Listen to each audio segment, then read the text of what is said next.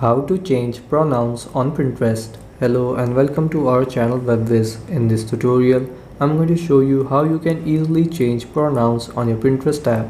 So please watch till the end to properly understand the tutorial. So first open up your Pinterest tab, and then here once you're on your Pinterest tab, go to your profile. So tap here on your profile in the bottom right corner, and then here once you're on your profile, you have to tap on these three dots in the top right corner here.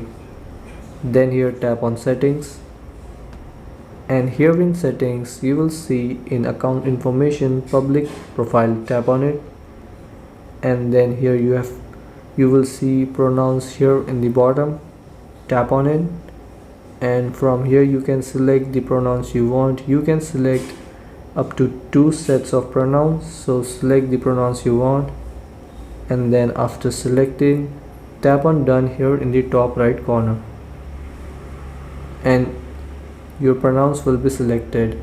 And so this is how you can change pronouns on Pinterest. Thanks for watching.